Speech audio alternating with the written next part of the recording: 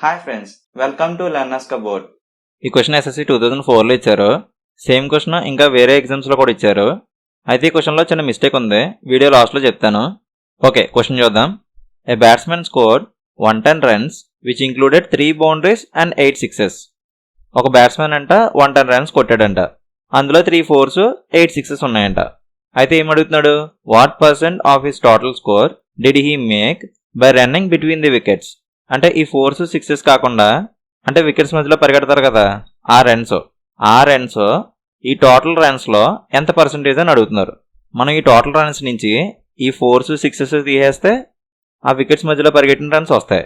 ఇక్కడ 3 బౌండరీస్ కొట్టాడంట, అంటే 3 × 4 12 రన్స్ చేశాడు. 8 సిక్సెస్ కొట్టాడంట, అంటే 8 × 6 48 రన్స్ కొట్టాడు సిక్సెస్ ద్వారా. సో 12 + 48 చేస్తే 60 రన్స్ వస్తున్నాయి. అంటే 4s 6s కలిపి 60 రన్స్ చేశాడు. టోటల్ 110 రన్స్ నుంచి ఈ 4s 6s ద్వారా వచ్చిన రన్స్ని తీసేస్తే మనకి వికెట్స్ మధ్యలో పరిగెట్టిన రన్స్ వస్తాయి. సో 110 - 60 చేస్తే మనకి 50 వస్తుంది. అంటే వికెట్స్ మధ్యలో పరిగెట్టిన రన్స్ 50 అనమాట.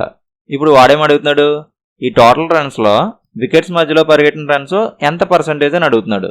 సో టోటల్ రన్స్ 110, వికెట్స్ మధ్యలో పరిగెట్టిన రన్స్ 50, ఎంత పర్సెంటేజ్ అంటున్నాడు కాబట్టి ఇంటూ 100 చేస్తాం. 0 0 క్యాన్సిల్. 5/11 × 100 అంటే 45, 5/11%. ఆప్షన్ బిలో ఉంది. ఒకసారి ఫాస్ట్గా చేద్దాం. 3 4s 12 runs, 8 sixes 8 × 6 48 runs, total 60 runs. అంటే 4s 6s ద్వారా 60 రన్స్ చేశాడు. టోటల్ ఏమో 110 రన్స్.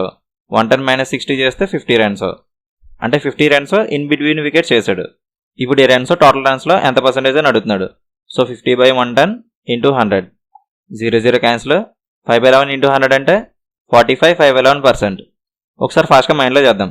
3 4s 12, 8 6 48, 12 + 48 60. ఈ రన్స్ నుంచి ఈ రన్స్ తీసేస్తే ఈ రన్స్ వచ్చేస్తే 110 - 60 50 రన్స్. టోటల్లో ఈ రన్స్ ఎంత పర్సెంటేజ్ అని అడుగుతున్నాడు. So 50/110 × 100, 0 0 cancel. 5/11 × 100 అంటే 45, 5/11% వస్తుంది.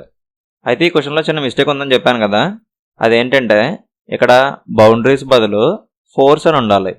ఇప్పుడు ఒకసారి ఈ సెంటెన్స్ చదవండి. A batsmen scored 110 runs which included 3 4s and 8 sixes.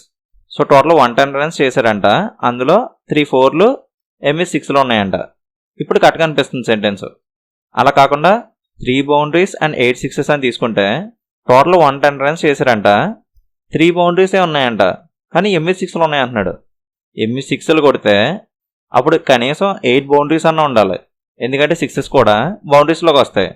So 8 6s కొడితే 8 బౌండరీస్ అవుతాయి, 3 బౌండరీస్ ఎలా అవుతాయి? ఓకే, మీకు ఈ పాయింట్ అర్థమైందని అనుకుంటున్నాను.